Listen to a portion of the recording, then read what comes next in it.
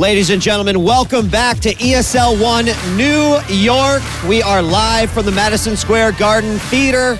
I hope that you guys are having a great time. We're already done with one quarterfinal. We still have 3 quarterfinals remaining. And our first semifinal team, of course, is already set. And we are about to find out the second team who will join VG tomorrow and actually face them on day number 2. Are you guys ready to introduce our next 2 teams for the second quarterfinal? All right, I think that they are ready to play. Ladies and gentlemen, this team went undefeated through the American qualifiers to make it here, and they are looking for a title to try to match their sister team, Navi. Ladies and gentlemen, give it up for Navi US.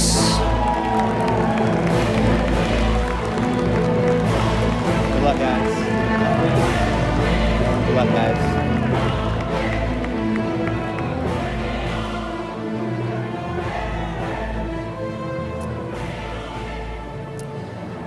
And their opponents, a team once shrouded in mystery, this superstar lineup is about to make their LAN debut.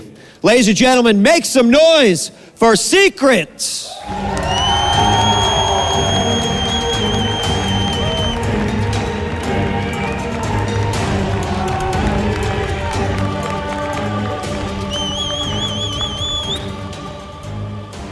We are about to do battle, and before we do, let's shoot on over to the T-Mobile expert desk to hear what these experts have to say.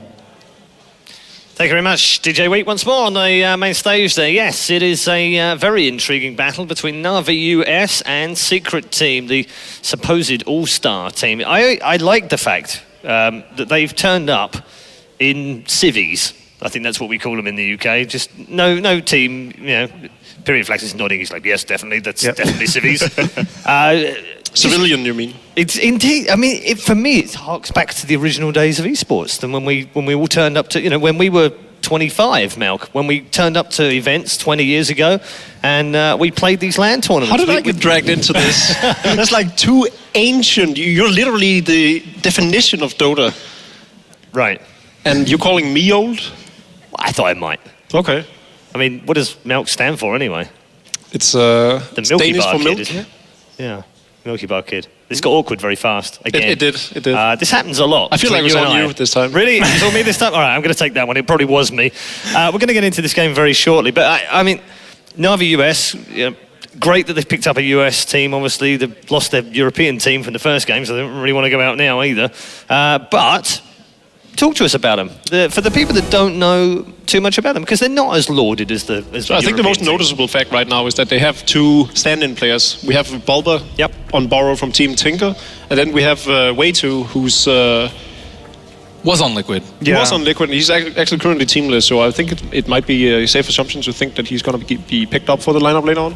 I don't know maybe which available agents are, but they just lost 2 of the players, Brax and 1437. Yep. So I'm curious to see how well they will do, because I think they'll do fine, because there's 3 of the members of Team Dignitas before, right? There's Way2 and Fogged and Snaking. So, I mean, these players have played a lot. Most of the NA players have played together a lot anyways. Yeah, and I feel like a lot of players in this tournament right now, some of these players are on top of their game right now. Fogged and Korok are both players that are performing really, really well on a very high level right now. So I think they can definitely go in. We should probably be looking to both Fogged and Korok for the big plays in this tournament. What about Way2? Did you see that Earthshaker at TI? Yeah, it's true. That was insane. Okay, let's talk about the support in Navi US, nicknamed the Green Dream. Is that true? How true is that? I mean, I want to know who made these facts up. I don't know, but I've seen him hang out with DJ Wheat a lot. I've never seen him called the Green Dream. It sounds completely made up. Nobody comes up with that. Huh? Have I played Dota with Fogged? Yeah. No, I haven't. No. Okay. Have you? Yeah, I play with him a lot, actually. Okay. Do you call him? Do you refer to him as the Green Dream? Occasionally. Hey, Green Dream, let's go top. Stuff like that. Yeah. That's too long to say in game. Outside of it, I would. But Fogged is the standout support from North America. I say there's very few good North American support players. The really popular North American ones usually aren't, like Universe and RTZ. If you look aside from EG, I think Fogged is probably the player that comes to mind. Mm-hmm. Yes, and his Wisp, I would actually say, is probably the best in North America. Among some of his other ones, his Disruptor and Shadow Demon are also just top-notch. Bane? Bane, yes. Okay, let's take a look at the team that has been called the All-Star Super Team. They are a secret team made up of 3 of the biggest team names in Dota 2 history. They really are an all-star lineup in every sense of the word, including S4, who I think Malk thinks is probably, maybe, the best player in the world right now. Certainly in Europe, I think anyway. if you look over a longer period of time, I think since TI3, S4 has probably been the most outstanding and consistent player and the one to make the biggest difference in a team, being the strategizer and possibly captain of Alliance, and then, of course, always playing a superb game in the middle lane, very rarely losing. So, yeah, I think S4 is if not the best European player, at least one of the very best. He has my vote. Yeah. We've also seen some pretty good play by this chap, Kuroki. Yeah, so this is one of the players. He's, of course, a very old-school player by now. He's been playing all sorts of roles. We saw him in Na'Vi for the past 2 years playing the support role, and now he's moved back to where I think he feels the most comfortable. And one of the reasons why I think he felt the need to leave Na'Vi to begin with, that he really felt that he could do the most damage by playing the carry. And by all means, that's exactly what he's been doing. Yeah, he's really scary. You can't leave him alone for 20 minutes. If you do, you'll just straight lose the game right there. Is that not partly why he's done quite well recently? Because people kind of look at him and go, I don't have to worry about him, he's fine. No.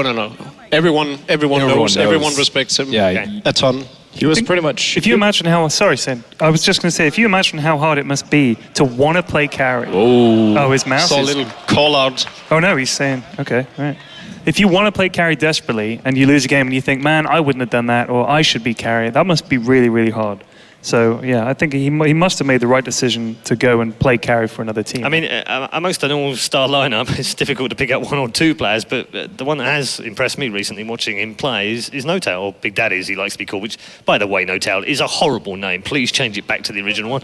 I even sent him a picture of Big Daddy, who used to be a wrestler in the UK, just to put him off of the fact that he would want to use it. He wants to use it more now because of that, which is even worse. But he's been playing absolutely out of his skin recently. His Wisp has been just absolutely terrific. I think all of them have. I think this new team has also gained a newfound motivation to all Synergy. of them. Poppy is one player that a lot of people felt was underperforming in Na'Vi by near the end, and now he's just delivering every game. And I mean, Synerin, you've played in teams like that where you've come together and you've kind of...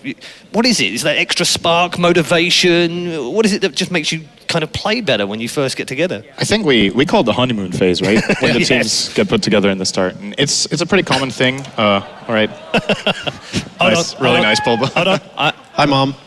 yeah, Bulba. No. But yeah, generally when teams are formed shortly after, the teams come in, or the players who have reformed from other teams come in with a lot of motivation. It gives a breath of fresh air, really. And I mean, it can go the other way, of course, can't it? Because you can get kind of style clashes where players have got specific ideas about how they want to play that weren't, maybe like Kuroki, who probably wanted to play a different role and then comes in and wants to play a different role and says, I'm going to play like that. And then the other guy's kind of like, well, that's not very good. I don't want to. But that hasn't happened with these guys yet, anyway. They're still, I guess, in the honeymoon phase a little bit. I think a lot of it has to speak with probably their dissatisfaction from being on the prior Na'Vi. Yeah. And they actually had very good results considering their team chemistry. And I interviewed them for some tournaments before. They're like, oh, we hadn't practiced for like 2 months. And people went to TI qualifiers and just had the couch cast and they didn't practice for a couple of months. And they still got top 8 at TI. Yeah, and rumor has it that Na'Vi was dissatisfied with the roster for over a year. Yes. So it's impressive that they've been managing to get consistent results despite those problems. And I think that just speaks volumes to how good the players on Na'Vi was and is. And of course also Kurogi and Poppy showing it big time now. We shouldn't get too carried away. Secret have won absolutely nothing yet. They're still pretty much in the infancy. They've been around for a couple of months now. Seems like forever, but a couple of months. They've only lost a couple of games though, so it's really hard to kind of go, well, where's their flaw? Where's their weaknesses? What have you seen so far, Ben? Well, I think one of their weaknesses is they haven't been put up against adversity yet, and they just steamroll their games and just win too much, which is actually a problem. And teams get very lackadaisical. It is a definite real thing, especially for veterans. So does this make the first real challenge as far as you're concerned? I would say so, yes, especially since they weren't present at any of the prior wins. Definitely. And it's your losses that you learn from. Yeah. So they haven't learned anything. Yeah. They might not need to learn anything. That's they might true, be that's about true. to teach everything They to may be the everyone. team that is good enough. They may be about to teach us all. That means I must have learned more about Dota than any of you. When are you going to put it to use? Well, I mean, I'm still learning. I just keep losing, keep learning, right? That's the strat, yeah. I want to quickly point out one thing about Kuroki that we didn't cover. He was actually, so he's back in the carry role, and he was, I think it's fair to say, he was widely regarded as the best player in the world in Dota 6 years ago, I think, 6 or 7 years ago. He was playing solo mid. He was absolutely incredible in Dota 1 at one point. He was using the map the best out of anyone, best at making jukes using Fog of War, dominating his lanes, playing incredibly aggressively. And I think now that he's back into a core position, whether it's carry or solo mid, I think they've put him on carry because they have S4 in mid already, right? You don't really want to replace that role or need to in any sense. But I think Kuro could have also played the mid role and been dominant on that. Well, they actually started out with S4 on the off lane and Fly on the carry. Oh yeah, and then Simba. But I don't know if they're set on their roles yet then, because I think these are players that can really. It's more of a hero specialty that they have rather than a role specialty. I think you can put Kuroki on any role in a game if you feel like it's better, like what Vici Gaming are doing, sometimes putting Black in the offlane, etc. You can do the same with Kuro, honestly. And he's very versatile. Same with Simba too. He's been really impressive. We haven't really talked about him much, but a lot of people were skeptical. Fly. He wasn't regarded as the best support player. He was the captain of Fnatic, really gave them some great drafts, etc. But as far as his individual skill, people were like, mainly he has some great Enigma plays, but apart from that, how good is he really? He has been, for me, the biggest positive surprise out of this team, how good he has been. Is that the pressure taken away by Puppy, perhaps? He's no longer has to do the things he had to do before. I think he used to play, so they came over from, it was both No-Tail and Fly have a background in Heroes of New Earth, and I think Fly used to play core position in that as well, at least sometimes. Okay. He both played the jungle and the core, and he got very famous for some core plays on 1 or 2 heroes there, so I think it's just natural for him. I know from his old teammates that they actually suggested that he should go into the carry position. Had Fnatic stuck together, we probably would have seen Fly move on to a carry position. Of course, the team then split up. So. All right. Well, it's time to put your money where your mouths are. You've all given very good reasons as to which of the two teams and players might shine. But it's time for predictions, and I might remind you, Mr. Sherlock Flax, at the end, that your investigative services were not very good in the first game. No, I mean, I just did it to spite the rest of them because, it was just spite. It wasn't a clever decision. Okay. I just thought, well, if I win, I'll look like a genius. So I've said Na'Vi US for this one, even though I think it'll probably be secret. That's just a cheap way out. No, I'm sticking with my bet. I'm betting on this one, US. but also this one. He's going for the Milk Bet Award. Yeah, no. If there's a doctor in the house, we would like him to come to the front of the stage because Pyrion Flax needs some splinters taken out of his bum. No, I'm going to go Na'Vi US. Okay. 2-0. Lady. Yeah. Team Secret 2-0. Na'Vi US, they struggled against Team SNA, who I think is the weakest team in this tournament. In other tournaments, I think it was like Starlighter or something, but they shouldn't be struggling versus that. And they have been a very good team. They have very good players, but right now they're just not in their top form, whereas Team Secret, they're ridiculously skilled. Okay. Yeah, I agree. With all due respect to Na'Vi US and stand-in players, I do think Secret is going to take this one 2-0. I think this is probably the easiest game to call. I kind of think I know where this is going. Syndrome. Yeah, I'm going to say 2-0 for Na'Vi US as well, because this guy, no.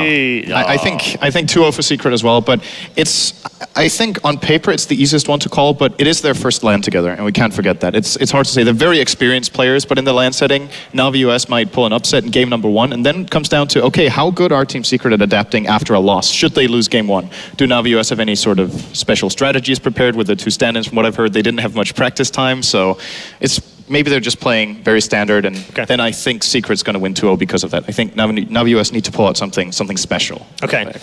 You've heard the predictions of our experts on the desk here. It's 3 versus 1, 75%, 25. Let's take a look at the fan vote now and see what you've said. At home, it's 92-8 There's a couple of people who agree with Pyrion. I'm going to get so many rares out of this, it's ridiculous. That's so 2013. It's 92-8. I don't know what to say about that. 92-8 is... I think that might be the most one-sided fan vote we've had of any of the ESL One games that we've had from Frankfurt or here. Yeah, I can't think of a bigger one. It almost looks like one of those rigged elections you get, 92-8. Yeah. I reckon. But I'm still back in Na'Vi US. I like that. It's bold. and probably stupid. Why but the it's hell bold. not? Yeah, why not? Yeah, exactly. Why not? You're not going to lose anything. There's nothing to lose here. We will Pride. be in... yeah, I suppose there's a little bit of that, but there's no pride left after the first game because he's already 1-0 down. So, stop beating up on the guy. He looks great. Thank you. You're doing great, Pyrian. Thank you. Just got a text from my mum that said the same thing. Draft mode incoming any moment now, which gives us an opportunity to talk a little bit about the first match in terms of the way that we looked at it and what sort of inklings have we got from that. I know it's two different teams, two different setups, two different sets of players and what have you, but did we learn anything from the first 3 games today? Did we kind of figure out maybe there's something in there? Naga's not picked enough, is what we He found was out. banned the first 2 games. But not in the first phase. No, that's true, but that's because Terra Alliance will played. first pick it in the next series. Yeah, but I don't think EG will. I don't think either team will pass Siren, but that's the next game. Yeah. For this particular game, I think. Siren's not a big deal. No. Snaking plays it occasionally. Snaking plays it, but I don't think Secret is going for it at all. I think heroes to look for. We discussed this earlier on the day. Ogre, Yep. Spectre. Yep. Then personally, Wisp, of course. I was going to say, On Wisp, TC. for me, Wisp is Wisp in this way more one. than others. First pick Yeah, in this I game. even wonder whether we might see a bit of a respect ban for Notile on that. Yeah, I because think it's he's likely. actually undefeated right I want now. to say though, if Wisp does go through, and especially if it ends up in Secret's hands, Rogue Knight Sven is. I've seen Kuroki play it twice now. It's super scary. Probably the scariest carry play I've seen. But Kiro can play anything. Yeah, he can play anything, but I'm And I have no idea what Secret's going to pick. It's I mean, an easy the call for me. hardest thing for this, of course, is Navi US look across the table and they go, right, so there's 5 players. What do we ban? Who's do we ban the most? can't Who are we really most worried about? You can't do that, right? Yeah, I think Wisp is the only one that you can. Yeah, I was going to say that's the obvious one. That's the obvious one. Everything else is like, well, they run like Coddle AM and other. I think Navi will want Wisp themselves if they're first pick. I think they'll let it through then, and they'll grab it over anything Yes. else for Fogged. I think that's the best approach. But then again, taking Io against a team that has no-tail on it, he will know all the tricks of how to deal with it in lane and in the game in general. What I find really fascinating as someone relatively new to the game is that you'll find that players have a great pick and that they'll win multiple games, sometimes double figures, like Notan has won more than 10 games on IO since he's been with Secret. But while they're doing that, they've then learned something else in the background so that when they get to that point that the team figures out they have to ban this, they've got something else even better to come That's the out with. problem. I mean, that's the problem they've got right now. Right? Earthshaker. If you give that Yeah. to Secret as well, that's probably a hero I would hate playing more against than the Wisp, to be honest. On no-tail? Yeah, Okay.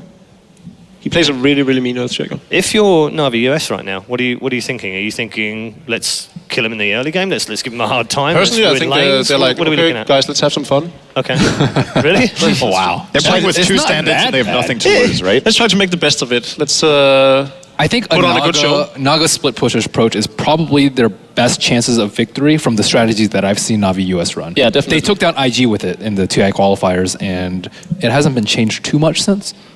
You know, something that's better completely now. fallen out of favor is the Nakes bomb. I feel that is something that they could like gain a lot from doing. Have a Storm Spirit played by a Korok and then follow up with a Lifestealer and just do some immense I mean, a amounts lot of of the damage. heroes right now are really good versus both of those, though. Like one of the most popular. assuming Skywrath Mage isn't. I mean, like even Razor, Viper, like all those are really good versus Lifestealer, Panda as well. you don't So- see much Viper now. Yeah, you don't. But I would like to it's see just- Beastmaster next bumps where you get inside the Eagle. That's my favorite. I mean, Beastmaster is a hero we saw No-Tail play a lot as a That is support my back in favorite. Fnatic. So it's not even unlikely. I think they could definitely go for that as well. And that's just how versatile Secret is with their picks. They can really go so many ways. But do you think that the way they should approach this is, okay, let's try and outdraft or let's try and beat Secret? Or do you think they say, hey, let's run a cheesy strat that we've been working on, or let's run something of our own and just gamble? Because if we just try and beat them in straight up regular old Dota, we might not be able to do it. Like, do you think maybe they should pull something out? Yeah, they have to pull something different out. The standard is just not enough, unfortunately. Well, it can be a bit of both, right? They can either go for, okay, let's just try and get what we play the very best with, which would be probably be Siren, like Ben said, or they could be picking completely unorthodox and just go for something whack. Yeah. Where they just, yeah, you know, They also run Tiny Wisp a lot. 4 too, guys mid so- pushing down a mid tower right away, or stuff like that. I think a good approach for Navi US is to play Korok's game. Yeah, honestly. I agree. Make sure Korok wins his lane, and he can. If you give him a snowball hero like the Storm Spirit, I think it's a really good mention, because if the game turns out to be a good game for Storm Spirit, this hero is almost forgotten right now. So a lot of the time you'll be able to snipe it as like a 4th or 5th pick, and in some games it's just amazing. If there's how many games do we see today with like 1 or 2 stuns and no silences on a team? At least 2 of the 3 games today had very few stuns on one team. If you get that kind of opening, Korok will run you down with Storm Spirit, like completely. I feel like Korok is like the ultimate hot and cold player. He's super erratic. He's sometimes just looks like a god. Yeah, like a true god, really. One of the best carries in the world, one of the best mid laners in the world. And then other times he looks like he's playing in the 3,000 MMR range. No, but that's true. He has some very bad games from time to time. And at best, he's a great player. Don't get me wrong. I'm not trying to bash on him. I'm just saying he's not. 3K MMR is a kind of hard bash on a pro player. Okay, well, that's me. Like, my point is, he's just not very consistent. That's true. I think he's a very. Luckily, Milk's been saved by the fact that the draft has started. Another hero that Korok tends to run away with a lot is Ursa. Yeah. And they are on Dire this game. We have seen already today. Yeah, so I think that's also another option. It's it's more useful than Storm Spirit in this particular version. No real surprise on the first 2 bans. But that's one of those more out-of-the-box kind of picks where they're going for something that Secret aren't really anticipating. Yes, if they do the standard, like, Panda and whatnot, it's just usually I would be very surprised if it worked. Okay, well, Na'Vi will start off with the Wisp ban, so I think picking Wisp first is dangerous. It is an option, but you can't give it away. So if you aren't planning to pick it up first, just ban it. It's the brew as well, Scott. S4's been playing some really good Brewmaster. It's one of his best heroes. And this is the Death Prophet. So those were like the 2 picks you mentioned were really impactful today so far. Brewmaster and the Death Prophet are going to be out of the pool. There's no obvious first pick right now, I think. One hero we saw being banned in the last series was Bat Rider. Yes. First ban every game. All 3 games. Yeah, all 3 games, first ban. I don't know if they want it, though. I guess... Bulba doesn't how really are they play... distributing the roles on Navi US, do you know? Who plays which position right now? Yeah, I think Bulba would be the offlane player. He's offlane. And he plays a good Bat Rider, right? Does he? He's not well known for his Bat Rider. He's mainly good on Clockwork. Yeah, his and Elder clock Titan. His clock is really good. Clock, Elder Titan. Okay, they're going to get the Razor first. But yes, back to your question of roles, it's probably Fogged and Way 2 on the support, Bulba on offlane, Korok and snaking mid and carry switching makes off. the most sense, I guess. There's also the Terrorblade. I don't know how that was the obvious pick. Actually, that's the other one that was banned in the That's first true. 2 games as well. That would be gross. He's a gross hero. He is. I think Navi US should pick it up. That would in the first place. I think Navi should get it. They should. Yeah, I mean, he's ridiculous. Yeah, if they want to win the game, they should grab him. Another hero that Navi US had a lot of success with 1437 was Keeper of the Light. And as a hero that Puppy has been somewhat well known for, too, I'm curious to see whether it's going to... quite a lot, too. Yeah, and he's just... I think he's actually very underrated. Oh, yeah, buddy. That's the Earthshaker. Yeah, so that's... I think another noteworthy ban that hasn't been made yet, just because you can't afford it, is the Enigma. Puppy's Enigma is... Yeah. So that Earthshaker is a pretty good. Big Daddy, right? It might be a little too greedy getting Earthshaker and Enigma in the same lineup for them, though. It could open up for some aggression early on from Navi US if they want to try it. Earthshaker is not the best solo support while Enigma's in the jungle. You can roam and you can perhaps set up a kill here and there, but as far as lane support goes, he's really weak, and Enigma cannot help you out in the first few minutes. So also, you need stuff as Earthshaker. You want mana boots and you want blink and stuff like that. I hate having to play the 5 spot as like an Earthshaker because you that's think a good point. I need this stuff. I benefit so much from it. You've got to give me the chance to get it. I can't be buying wards and upgrading courier and Well, stuff if you like watch that. No-Tail play, I'm actually prone to disagree. This is a guy that makes the most out of the least. That's an early mag. We've seen him run around with the Beastmaster back in Fnatic. Beastmaster, boots and gem, nothing else as a support. So I think like him just getting a soul ring up in the Earthshaker would be sufficient for him. That's true, yeah, with the soul ring, yeah. So Magnus, this is probably one of the 2 heroes that S4 got really popular with. Magnus and Bat Rider. His are and Puck, next level, I think. His Bat and his Magnus, yeah. Yeah, his but they're Bat probably, Magnus if you had to choose 2, it would probably be those 2. And then Puck Son of Magnus. I think he's the best Magnus in the world. There's not really that much doubt about it. And it's very unusual to see him picked, let alone in the first phase. That's a pretty disgusting combo just with those 2. Is there anything in this game that's not disgusting to you? I said the TB was gross. This is a disgusting combo. Okay. There's a big difference. Yeah, no, that's a whole new level of disgust. But they are two melee heroes without that much like zoning ability, and they're not too strong in lane, so there are some weaknesses coming up. I like this Tidehunter pick. It's a great combo breaker, and it allows for them to sort of feel safe in the 5-on-5 engagements until the Mag gets a BKB up and running at least. Another hero I just thought about, which is interesting. Nobody seems to care about Lycan yet. The first match, it wasn't picked or banned at all in any of the games, right? Yeah. And it's been changed. Some of it, I think, partially buff, partially nerf, mainly nerf. But there were some games after the version came out where we saw some really impactful Lycan plays. For example, VG Gaming ran it on Black, who just ran over opponents. And so far, no one has been pulling that hero out. I think it's because in that way that you want to play the Lycan, Terribly just does it better. Oh, well, he was banned in the first series, and then you could have got the Lycan. That's true. Lycan's much better at Roshan, though. Yes. Why anti-mage banned here? Why specifically It's anti-mage? very common Magnus partner. Yeah, and Kuroki's been playing it a lot. Yes. Been very successful with it. It's a free battle for you as well. Very potent. And that's the thing about Team Secret. All of them are super experienced, so they can pull strats from pretty much any era of Dota in the past like a year or two and have a moderate amount of success with it, because all of them have been playing competitive forever. So they're very well versed in 4 Protect 1, Magnus AM strats, whatever you want to. That's the funny thing. If you look at Team Secret, that logo is kind of funky. They're all just wearing whatever. So you'd think they were just a bunch of guys that just turned up, and they it's like the experience you've got of those 5 players is insane. And that's why I liked it when they got introduced at the start. It's just a throwback. Some guys. Yeah, it's just some guys that kind of formed a team and thought they'd play some games and hey, look, they can win some money. It just happens to be like the best part of $100,000 up for grabs. I think Secret would be wise here to ban. Oh, they banned the Viper. I would think that Spectre was a hero that you would really want to eliminate from the enemy team when you have 2 Blink initiate heroes already. That's true, but I don't necessarily think they're worried about getting out late games.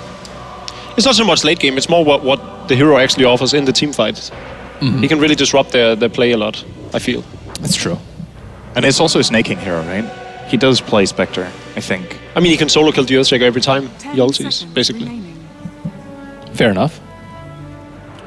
I'm not sure for Navi US yet if they have a plan with the Razor, if he goes mid or safe lane. Because they could still... In a way, Korok plays a really good Razor, but I think in this kind of game when you're playing against these 2 heroes already, I already think a hero like Storm Spirit with an Orchid could be a playmaker. It's still too early to call it, but they might be thinking along the lines of, we need to get Korok snowballing in this game and play the Razor and Snaking, who actually plays a good Razor too. They could safe lane him, or they could aggressive tri-lane or dual lane into the Shaker lane, which... But I think one thing you're thinking here is you probably want a hero that can live through reverse polarity instead of a hero that's just gonna die to it. Yeah, or you play around it. That's what Tidehunter's for. Tide can do that, and Storm can play around it with Razor can as well. I don't feel like if Storm is hit by one of those stuns, he's probably dead. Yeah, I guess. It kind of depends on who gets the jump. I mean, this is the highest level of Dota, right? They're easily gonna coordinate it. As soon as they get 1 stun off on a Storm Spirit, he's gonna die to the follow-ups as well. It's far too risky of a pick, I'd say. Yeah, I agree. The I think the reward Razor isn't worth mid the right risk. now is a solid lineup choice, especially because he's going up against this Magnus. Oh, there it is.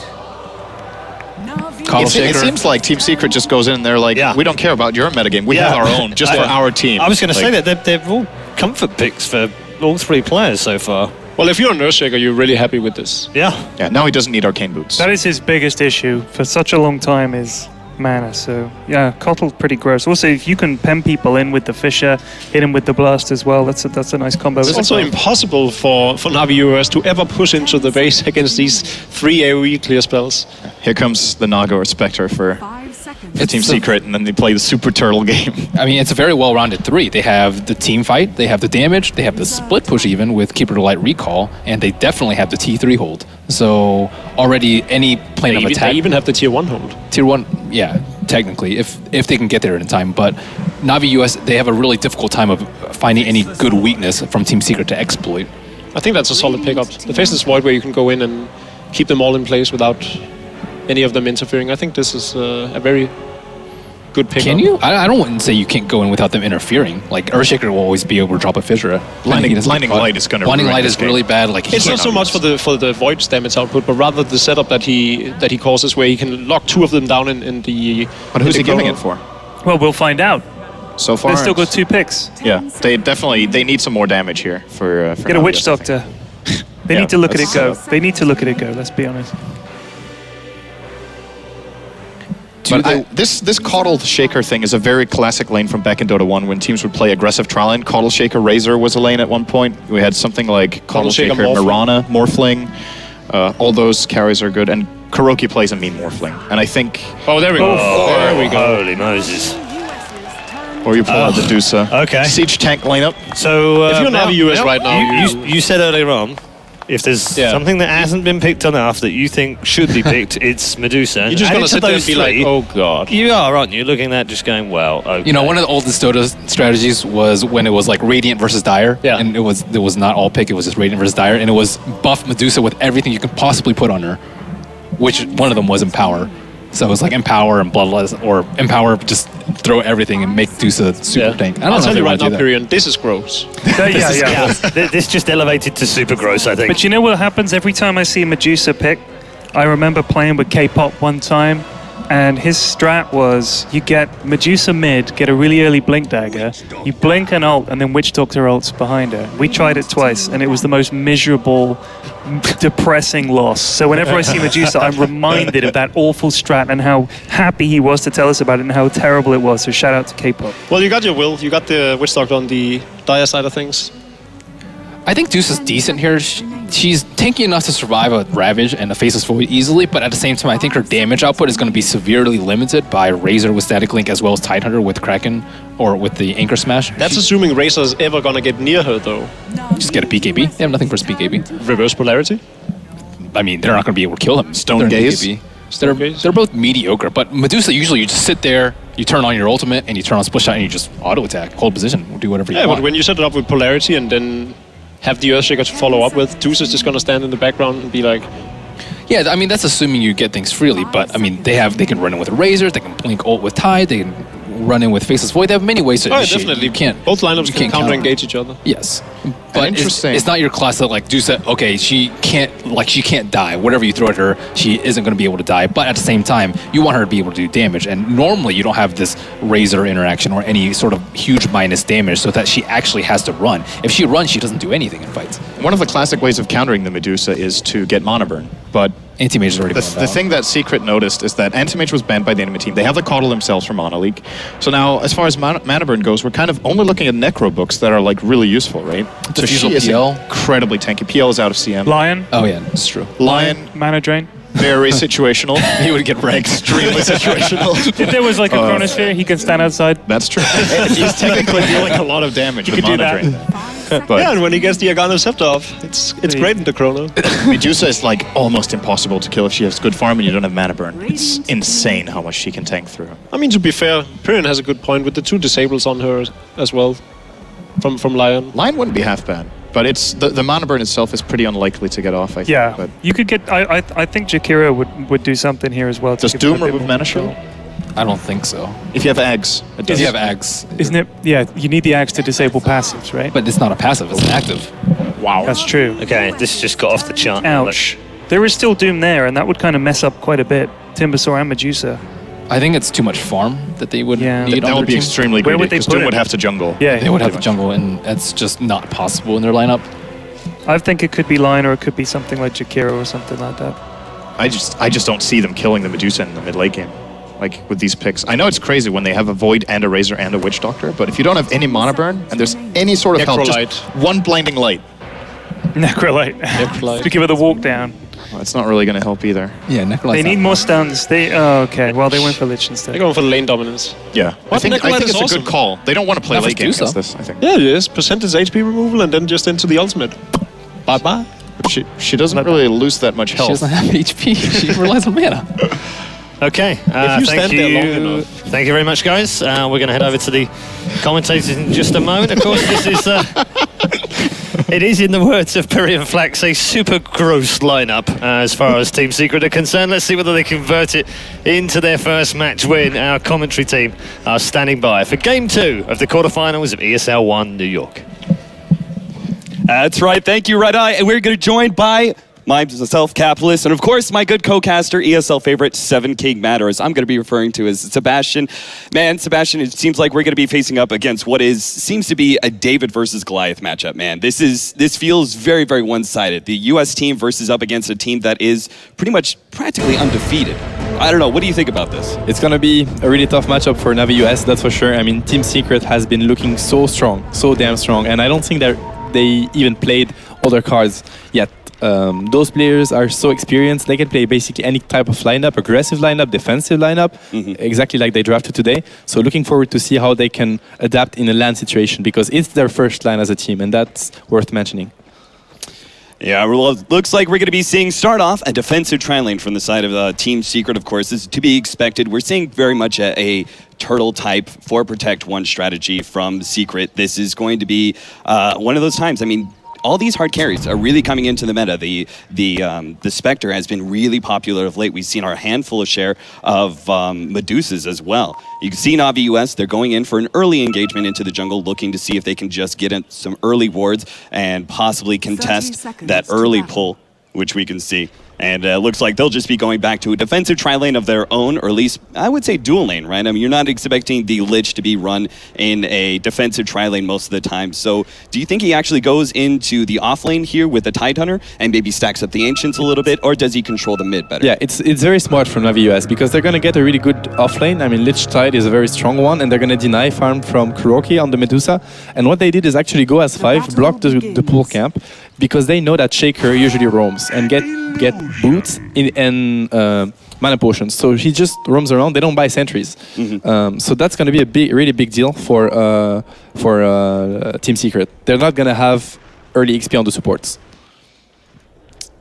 So this mid matchup, we're going to be seeing S4, the son of Magnus, facing up against Korok's Razor. Now, normally we're looking at it, range matchup versus melees. Yep. Normally it's in the favor of Razor, but Magnus is one of those, I would say, exceptions to the rule where he can always just survive through lanes just because bottle spamming and just spamming out Shockwave, he should be able to do pretty well in this matchup, right? There's also a lot of pressure that Magnus can put on Razor when he gets level 6 because of... You can, like, Razor to dominate his lane has to link the Magnus and just push him back. Whenever he's going to do that, Magnus can instantly RP him and skewer him back to the tower. And if there is any support, like an Earthshaker, a Cuddle Wave, then Razor can die. So Korok is going to have to be really careful with the links when Magnus is level 6. Whenever the support is missing, he can instantly die. And that means lose the lane to the Magnus, which should never happen when you play Razor.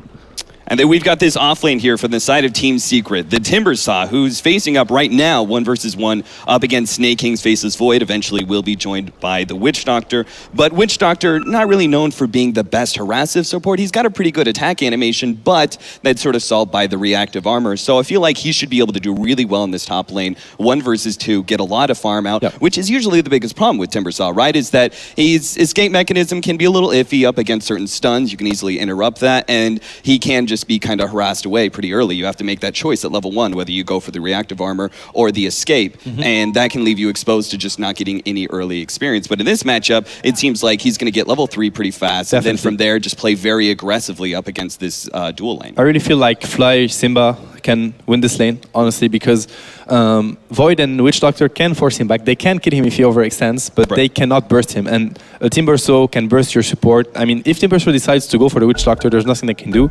I mean, they can get really good bashes from the Void if he's lucky enough, but I feel like Timbersaw is favored for it. So basically, like, every off lane is actually looking good for the two teams. Lich Tide are going to do really well against Medusa as well, because of the fact that the pool camp is blocked. And this is a really big deal for Team Secret. I really feel like they should have bought sentries. It's going to hurt them a lot. Yeah, just basically because they can always pull the lane back, and it's unlikely that there's going to be a very efficient gank. I mean, if they're already so far back and so close to their tower, you combine the fact that then the supports on the side of Team Secret aren't necessarily the most threatening in the world either. I mean, the Earthshaker Fisher mixed in with an Illuminate Blast, that's a lot of damage, but not as threatening as other support duos out there in the game. So I think you're right. I think we're going to be seeing both offlaners get a lot of experience, and I guess it just comes down to, mainly for me, how this mid matchup goes. Definitely. That is going to determine how this laning phase. It's going to be even. I think Razor is going to have a slight edge, but nothing really impressive. Magnus is just going to spam the waves like Bottle Crow or just get the runes, whatever. Right. He's going to even get mana from Papi at one point, so he's just going to get, I mean, a dagger at a good time. mana boots, etc., whatever he needs. So I don't think the lanes are going to be very even in that game. It's just all going to come down to the first initiation or the rotations from the supports.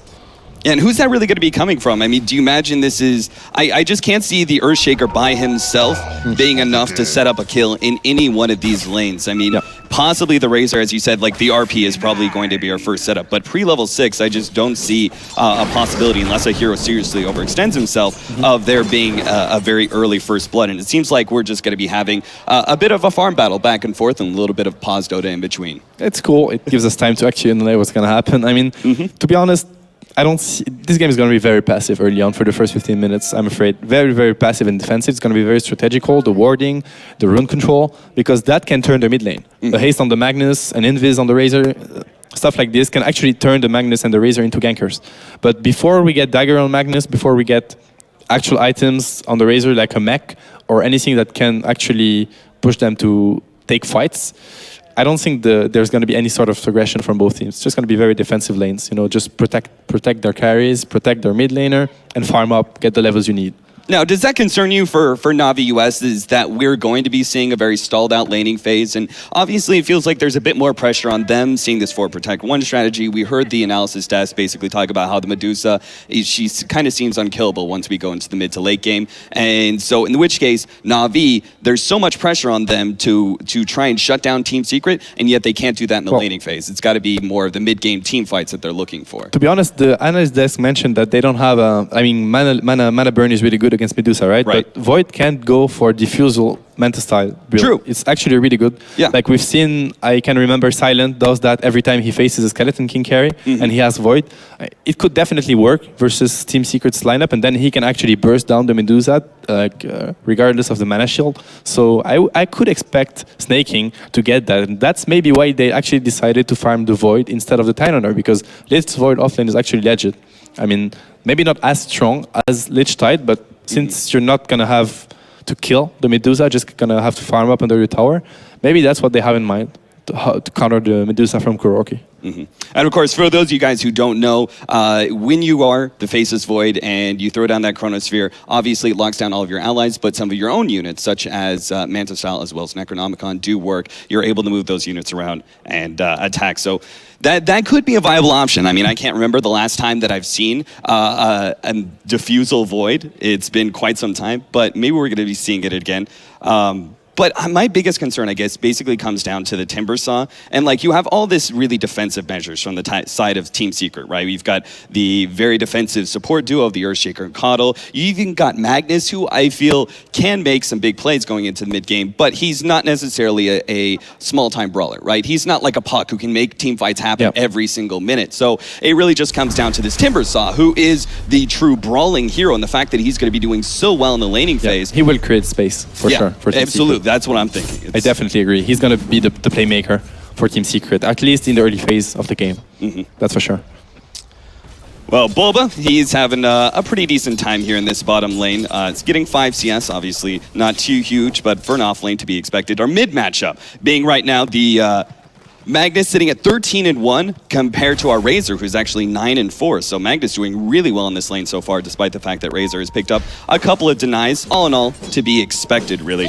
And really, the Timber Saw, 6-1, is getting a lot of experience, though, as he's sharing a part of this pull, and he's making sure to roam over and be a part of that experience every single time. Yeah, Pop is getting a lot in the jungle. He's already level 3, so he's been just spamming waves on the creeps with his Keeper of the Light. It's something he has been doing with Na'Vi as well, when he used to play that hero, so he's gonna get a lot, and just always stay behind the Magnus just in case, give him some mana, control the runes, and farm the woods, which is really good.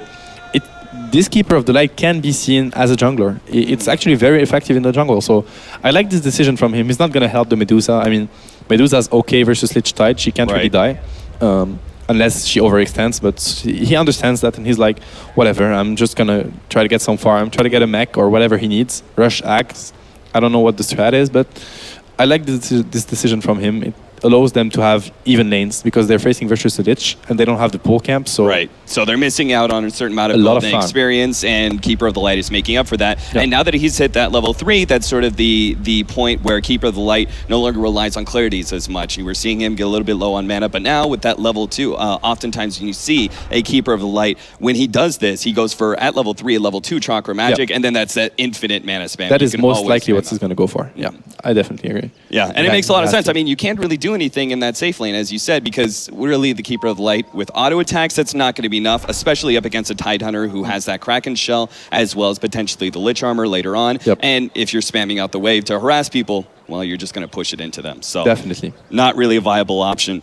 But as we go into this, about, I don't know, where do you think you're going to see the first movement from the side of Navi US, right? There's definitely a lot of pressure on them to perform well in the mid game. When do you think they make that transition from the laning phase to going, okay, let's force some team fights with the Chronosphere, Level let's 6 try and Void. take some down some towers? How Yeah. long? I think level 6 Void. I mean, Right away. Snaking, he has to create space for his team because when they have Chrono, then Team Secret, they don't have really that answer to the Chrono early on. They have nothing. I mean, they have counter initiation, but Right. RPing in a Chrono is not an option. They can really counter initiate after, but they're going to lose the hero they Chrono. That's for sure. I mean, on the Lich ultimate, the Witch Doctor ward, the hero that gets chronoed early on is going to die, no matter who it is, even if it's Medusa. And the Shaker Fisher is going to win some time, but it's not going to be enough because, as it was mentioned in the pre-game analysis, it's not going to be the Void actually dealing the damage. It's going to be the Nova, the Plasma Field, magical spells. Right. So the Void is going to create space, get them some kills, maybe some towers, although it's actually really hard because even if you kill 1 or 2 hero, getting the towers is not easy versus the spam from Magnus, from Keeper of the Light, from Shaker. So I think that it's going to be about farming, getting some key kills, and the Roshan advantage from the Dire side if they can actually get the Roshan. That's what I don't really like about Navi's US lineup. They don't use the fact that they are Dire because they need the 5 heroes in the Rosh pit to get the Rosh, and that's not even fast. It's going to be a really slow Rosh, and you don't want to spend time in that pit against the full AoE damage from Team Secret. So. Yeah, I mean, you could have like the Coddle just sitting here with the new Roshan. Exactly. Pit. You could just spam out Illuminates right into them. And he's going to solo kill them, right? Yeah. Solo push them out. So it's the only weakness of their draft. I feel like Navi US, they lack this Russian abuse. Not that it's an abuse, but like, you got to use all the resources you have, right? So, and I don't feel like they can really use that with their lineup. You could see just how confident Fly, now known as Simba, up in this top lane is. He's gone for no escape mechanism. No level in Timber Chain. He knows that it's pretty much all physical damage coming out on him unless we see like a really weird early level of Maledict on the Witch Doctor, which is highly unlikely. Nobody really goes for that spell early.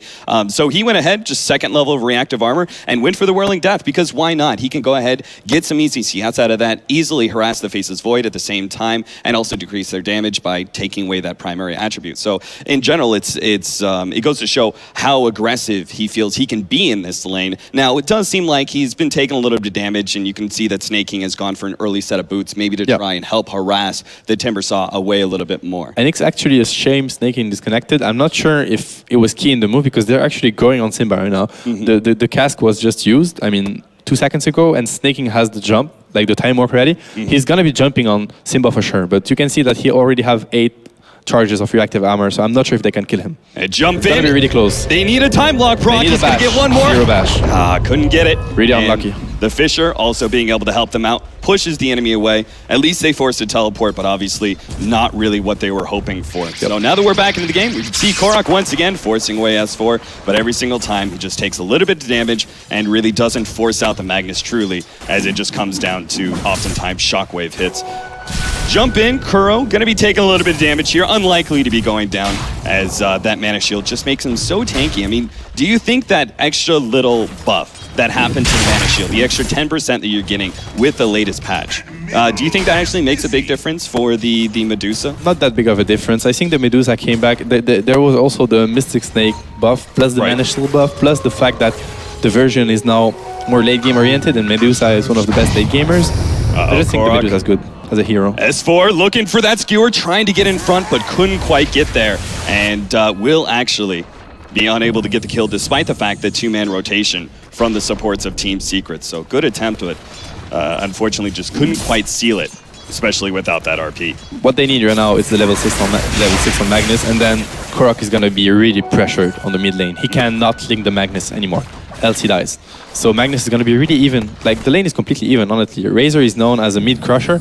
It's actually not the case. The lane is even. Magnus is even 3 CS ahead, so that's a really good thing for Secret. And that's why Puppey actually drafted the Magnus instantly when he saw the first pick Razor. Yeah, just especially in the hands of S4, one of the best Magnus players out there, if not the best, knowing that he's going to perform well no matter what matchup he's going up against. And that's going to mean an early Blink Dagger, an early initiation, which is so necessary for this team on the side of Team Secret, because they are going to be, I mean, that's their most offensive jump in right there, is the jump RP and the potential after that. S4 gets picked off in the middle lane there, so but Plasma Field was able to finish him off. The attempt at a skewer, not quite enough. Now top lane, Simba. Oh, big blast goes down. Snaking's actually going to make the jump away just before the Timber Chain could hit him. And Simba almost going down there, but got some extra help from Puppey that kind of turned that fight entirely. And you can see that the Void is pressured. I mean, he got a belt of strength as the first item, means that he's really pressured top. I'm really surprised Bilba doesn't have more farm, and they actually get him with the wave. Really nice play top. Oh, big. Yeah, that's a big pick off, and that's something that, I mean, with Puppey already being there in lane, they should know about that, but it looks like Snake King just slightly misplaying that. Meanwhile, way too sexy. Beautiful block off there from Big Daddy will ensure another kill for Team Secret. 2-1 now. Yeah, the key ward from Team Secret actually spot the Lich just roaming and wanted to ward. So really nice play. I'm really surprised that Tidehunter didn't get much farm, because it was a 2 versus 1 versus the Medusa, as just Color was just farming the woods and Shaker roaming around. He's actually has only like under 20 CS, which is a bit surprising in my opinion. He's still doing really well, don't get me wrong, but I was expecting him to... Oh, the RP gets laid down. S4 pushes him back into the tower, and that should be a pick-off. Exactly. Blast will seal the deal. This is why Magnus is so good versus Razor when he's level 6. You cannot get close. If you get in RP range, you instantly die. And all the advantage you build as the Razor, just on every last hit, it's just gone, completely gone. You could see that now Magnus is level 7, and he's completely even with the Razor. So Razor did nothing on the mid lane anymore. And Timbersaw, well, he's about to pick up his level 6, which is obviously huge in these team fights, the Chakram being able to add so much, but also the laning phase as well. I mean, it's a pretty mana-efficient ability for you to just throw out, farm up, while also harassing the enemy hero, especially if they're melee. And that's going to be made that much easier by the fact that Puppey will be backing him up with the Luminate Blast as well as the extra Chakra magic. They're putting so much pressure on Snaking. Yeah, look at him. He doesn't want to leap away like that, but in return, he takes a good 300 damage, and now may not be able to farm underneath his tower, and as he knows. Mana boots on Coral, so that's so much mana spam for Simba. He's just going to spam his spells all the time, and the healing from the Witch Doctor is not enough. Snake King, barely leaps away there, and now the stun onto Simba, but he's got that reactive armor. Faces Void will drop it, and he does get a time lock proc in the very beginning. A good amount of damage. He's a little bit more, just barely able to finish off the Timbersaw before the burst damage could come through. And at least they do take him down after that overextension, but it just goes to show how early Team Secret are really able to push the envelope when it comes to this laning phase. Being so aggressive like that, diving way underneath the tier 1 tower, and it goes to show how secure they feel with the laning phase and how well they're doing. They're going to pressure the Void so much. I feel like Snaking has to roam. Although now he has Chrono cooldown, so obviously it's not the right time, but he will be forced out of his lane. And it's actually not a bad thing for Navi US in my opinion. It's okay. He needs to find openings. Well, they're going to put this tri-lane once again, and this time around, Snake King, no mana and no cooldown. Yeah, they know what's going on. Severe. And you can see the warding from Team Secret. They just unwarded top lane with the sentry, and they have a ward on the right, so they know what's going on. They want to control the safe lane, and that's how you create space, and the Lich might die from this. Chakram catches him out. Blast doesn't quite last there, and Simba will keep choosing him. Nicely placed there with the Timber Chain. Simba will be able to back himself up just fine. And this is how you create space. This is how you protect the Medusa. When you have a hard carry, it's not. We don't always have to sit behind the Medusa. Attacking is the best way to actually defend yourself in Dota. So they're creating so much space, so they force the rotation from the Lich, from the Witch Doctor, even from the Tidehunter pretty soon. So Kuroki is completely free. He can do whatever he wants. He can just farm the jungle, farm his lane, push the tower. Yeah, they do have a stack up here for Bulba that he may be able to use a little bit later onto the game, but he desperately needs that Blink Dagger, I think. Just the long-range defense. Snake King bits bursted once again. Just the Fissure and the whole entire combo of Timbersaw. And if he doesn't get enough backtracks there's no way he's surviving through that combo as such a squishy agility hero like that. It's so much damage. It's insane. The damage output they can have from the Power Wave, the Fissure, and the Timber Super's damage.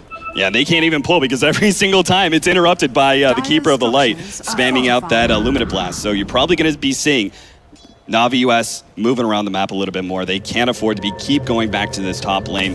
And they may try and put some pressure here on Kuro with Way Too Sexy and Bulba, and even Snake King showing up now. But it's not really going to be enough, and it's just so unfortunate that a team that is supposed to be, forcing mid-game team fights has lost the laning phase so hard that the 10 minutes around, they're moving away from wherever Secret are at. They were forced to. Yeah, they had no choice. And look at how Kuro feels safe. He doesn't even have ultimate on the Medusa. He's like, no one's going to bother me this game anyway, so I can just go for whatever I want. So he just skipped the most defensive spells he has. Na'Vi US has to find openings, and they have what it takes to take early fights. Maybe they wait the Blink Dagger from Bulba to actually get a good Ravage off, but right now their safe lane is completely lost.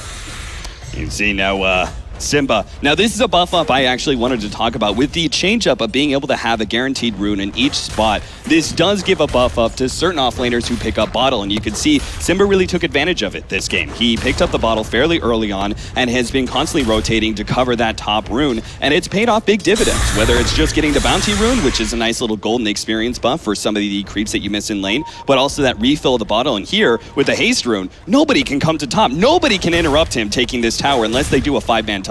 Yeah, he's just going to force them to use Ravage, Chronosphere, or any big cooldown spell like this, and they don't want to. They want to get more than a Timbersaw kill with their Chronosphere. They want to get a lot, and especially push down towers. Right now, it's just Team Secret controlling all the game, having a better game plan overall, and they're already putting the recall to use, which I really like to see. Yeah, they're going to move S4 here and wrap around behind the Tier 1 tower, just ensuring that there's nobody here. If they catch a hero, that's great. But if not, they've pushed Na'Vi US back away from this Tier 1, which should be claimed here by Kuro. Not quite.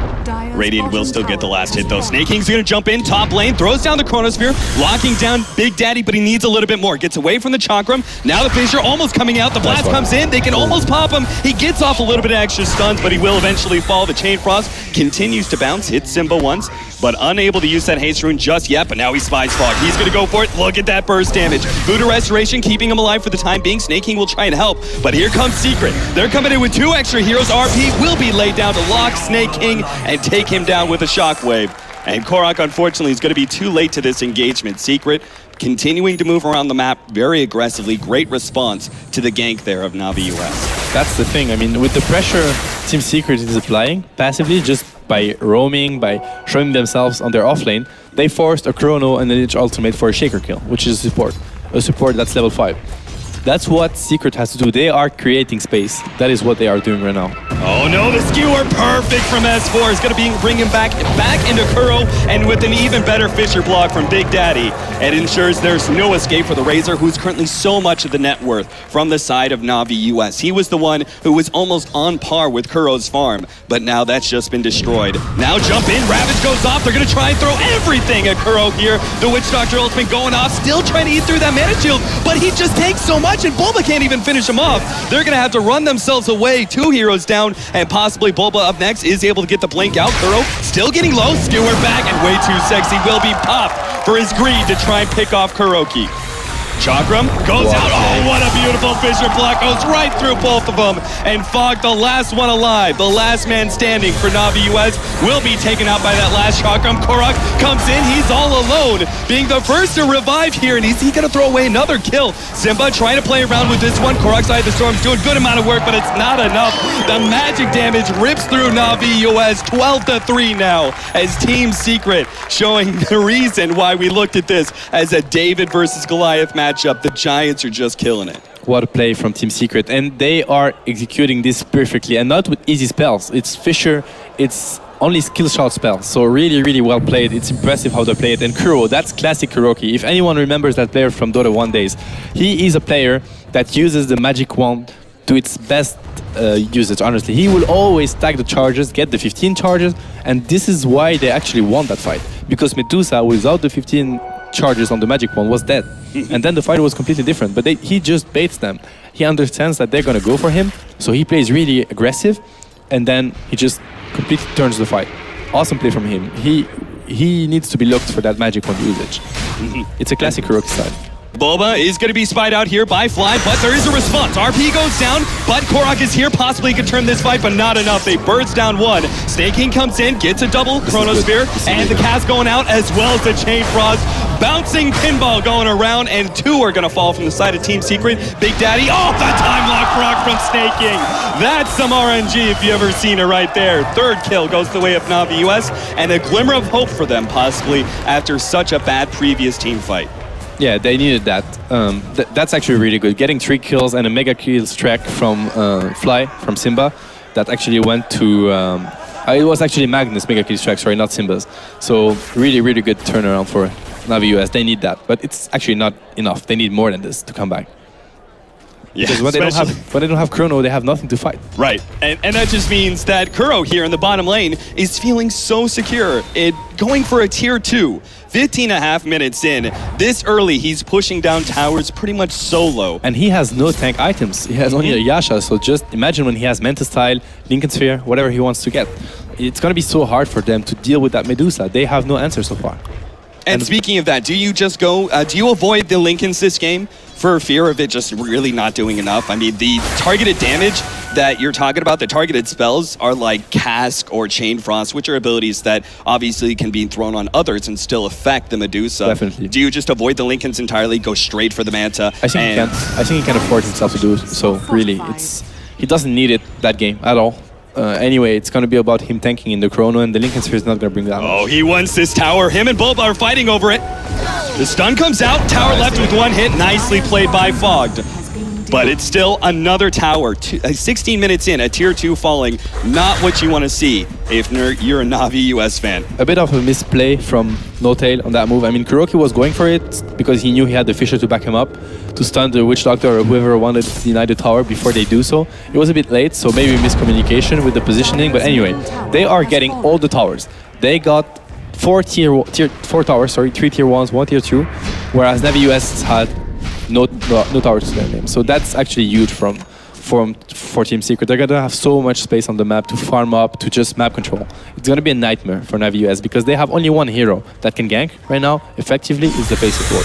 Yeah, and the nightmare is looking even worse now as Simba is able to pick up a Bloodstone 17 minutes into this game, and considering the large number of kills that Team Secret have been able to pick up so far, this could be a very, very stacked Bloodstone that allows Timbersaw. I mean, you're talking about Chakram and being able to allow, with the Keeper of the Light, this infinite turtle capacity where you just spam out from long range all these waves that get pushed in, and then you could just heal him right back up with the mana. He may not even need that mana, ever, from Puppey, now that he's got this Bloodstone and the potential increase of charges for it. Definitely, and they almost have the Blink Dagger on No-Tail, Big Daddy, sorry. They almost have the mech on Puppey. I mean, they are about to shine. Snake King gets caught by the RP. Chakram comes in. Do they have enough to be able to burst him down? They do. Just enough, as the backtrack level 1 just isn't enough. That damage. That's long-range burst damage, man. So it's a Helm of Dominator for Kuroki. Probably he's gonna farm the Ancients. He's going full grid mode. So they are actually not looking to end the game pretty fast, which is completely okay versus Witch Doctor, Titan. You don't want to go uphill versus this unless you have really lots of items to tank up. And that's not the case yet. They need more time. Right. Medusa kind of been in that position for so long where it's like, all right, guys, we have a Medusa. Let's go ahead, give her some space for 70 minutes, and then she'll come into the game and wreck face. And it's still kind of that way, of course, with the buffs that she's received. She's a little bit more aggressive, and especially in conjunction with the, top lane. Hold on. Simba's going to be taken with the Faceless Void.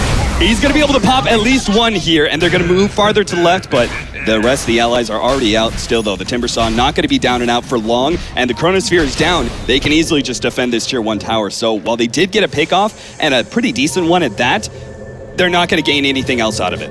Yeah, because the Timbersaw is already back, I mean, because of the Bloodstone, and they just can't push towers. It's impossible. I mean, even if they kill one guy, it doesn't matter. Because of the 4 others, they can always defend towers, especially because Navi US has close to no pushing potential at all. They have, there is no hero on their lineup that can actually push a tower effectively. So the map control is all for Team Secret in this game. and you don't want to be in Navi US position right now. It's a really tough one.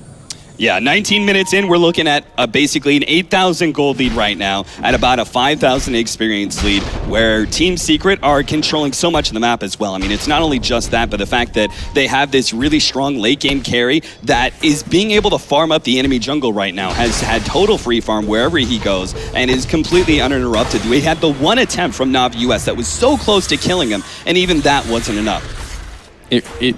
It really wasn't. I mean, I don't think it's gonna ever be enough. They need the full spells on the Medusa, but what about if Carl gets a pipe? What about, I mean, they need so much damage output. I was really looking forward to that Void, Diffusal, and Mantis side. I don't think it's gonna happen because he's severely underfarmed, just because of the rotation from Puppy and No Tail, Big Daddy on the off lane. They put so much emphasis on that, their off lane, Team Secret. It paid off. It really paid off. So really nice game understanding from them. All right, so let's talk about a couple of these items here. I want to first talk about Fogg's choice of the Ogre Club. Do you think this is actually a game? Going up against Team Secret, they have that long-range stun from the Earthshaker. Does he need a BKB in order to get a reliable death ward, or does he go all in on the Aghanims and just hope for mass out damage? It has to be an Aghanims. He needs to deal damage because he's the only damage tier right now. Right. He needs an Aghanims. I'm pretty sure it's not going to be a BKB. BKB is not going to do much here. He's going to be bursted anyway. Yeah, sure, he has the ensured death ward that he can lay down for a lot of time, but it's just not going to be enough, not when Team Secret are so damn farmed. And you can see the rotation here into the bottom lane, but it doesn't look like they're going to be finding much as Navi US are playing very, very defensively the last few minutes. Everybody kind of farming up their own jungles, staying close by, so if there is a smoke gank, at least they can go ahead and rotate in and possibly make a fight out of it. Blink Dagger now being picked up by the Timber Saw, another great item. And after this, I don't know, Seb, what do you think? Aghanims? I think it's a really good item to get, although getting something like a BKB, I mean, obviously they have the Chrono, right? But besides the Chrono, they have nothing. I would like to see a BKB to fight.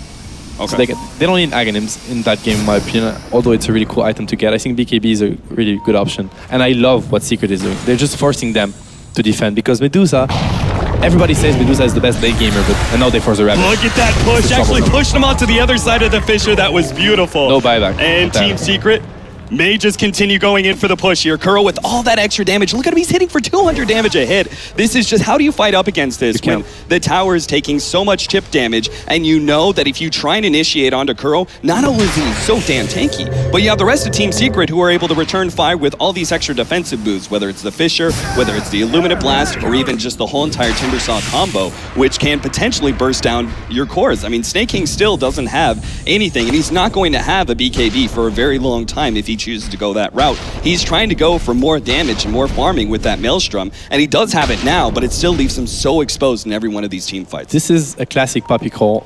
That's how smart that player is. They force them back to their base. They force them to defend. So they all TP bottom. They get a pick off. Okay, now they're going to get skating again. This is huge. Yep. Skewer is able to finish him off. Timber Saw gets another Bloodstone charge for himself. And another push to this bottom lane where they will force Navi US back. And even if they don't actually take the tower, as you said, they're forcing them back to the base. They don't want to. They just want to force them back to the base and then TP on the other lane. So they don't farm their lanes. That is Navi US when the lanes are out pushing. So they're just passively out farming them. So they wait. They're gonna sit till the lanes are out, like the top lane and the mid lane are actually out pushing, and then we're gonna see Timbersaw TPing, Magnus TPing, or whoever wants to, and then farm this and come back. So it's just passive out farm, and it's very, very effective, especially because they have the recall, so they can always take a fight if Navi US plays it right and just smoke around. Right, and they like the push here in this top lane where Korok is refusing to come back into base until Face's Void is back up. It's the right decision. He doesn't, even if Void is back, he understands their. Look at Kuro now. He's going to go back, farm the whole lane, and they stay here. Right. And they lock Navi US lineup. You can see the difference in the goal. I mean, there was no fight. There was nothing. It's just skyrocketing for Team Secret. It's just how they play. They just force them to be stuck in their base the whole game. Yeah, and you can see that in the gold graph too, where it's just, even when we're not having so many team fights, it's still constantly, the net worth is rising for Team Secret, where it's on Navi's side. It really seems to be stalling out. Now we have the straight up Scotty for Kuro. So forget about Manta, forget about anything else. Now has an amazing amount of stats. I mean, this guy is sitting at 1,800 health with 1,277 mana. With that 60% tick of the mana shield. It's just insane. Yeah, like Skadi he is one of cannot the die. best tanky items on Medusa, and they might be looking to end the game right now. I mean, I think they have what it takes to end it. He's going for Naganims on the Timbersaw. He's not even there. That's what I love about them. They understand the damage output they can deal and how tanky they are. So they know they don't need the Timbersaw. I mean, it's a LAN event. It's a really big one. So obviously you want to 5-on-5, you know, have the best chances. They don't care. They know they are very experienced players, and they are just abusing their map advantage and the positioning to out-farm their opponent, which is really smart. Can't say I've ever seen that one. The pull of the recall working with the Timber Chain. Much like when you have the instant respawn from the Bloodstone, you're able to go across the map. Timbersaw can apparently do the same thing with the recall. Now, Fogged is going to be slowed down by this guy. Look at Kuro, he's just like keeps on going, because how do they stop this? They slow him down with the Gush. They can't just ravage him. It's him solo, but he's so far forward. He knows, like, he's tanky enough, he can deal with it. He can survive for a good 5 seconds easily, and his team will respond. So look at their positioning. They have the Medusa, right? And the Magnus behind. And if they jump on the Magnus, that's what they need to do, not jump on the Medusa. They have the Shaker even behind, further behind. There it is, the skewer, the long-range initiation. Chronosphere, oh no, Snake King. Oh, doesn't get anything there. Korok looks like he's going to be the first target. Bulb actually gets held in by the Medusa, and now the Ravage goes off, but it's way too late. Fog can maybe hope for 1 kill, but not even that, as Big Daddy stops him with the Fissure, and now Fog trying to get away. He's not going to make it either. And Navi US looking like this first game going quite sour for them, and there it is, the GG call. Team Secret just steamrolling through Navi US in this first match. Yeah, I want to say it was an easy one, but it looked like it. Really great picks, great early game rotations, and great game understanding. They had a better plan. They used it better. Just outplayed, outdrafted. Easy one for Secret. Absolutely, Navi US, they're a team, I mean, they've got the home team advantage. You know, I've heard, we're all the way in the back here, and I could hear those USA chants, and so hopefully the crowd will be able to give them some sort of like buff of morale here, because they're going to need it after that game one. Yeah. That was incredibly rough. Team Secret, though, showing that they're not just a team that is coming to the online section and just done really well through against all these other teams. They showed that with the experience that they have on this team, they are easily able to deal with the LAN environments as well. Oh yeah, definitely. Looking forward to see how they can match up versus stronger teams, or even versus Navi US if they manage to bounce back. So Navi US will have to come up with a better plan for the second game, that's for sure. Absolutely, man. Well, it looks like it is about that time to bounce back to a commercial, man. So we are going to be taking a break. Stick around, those guys. Game number 2 is coming up next.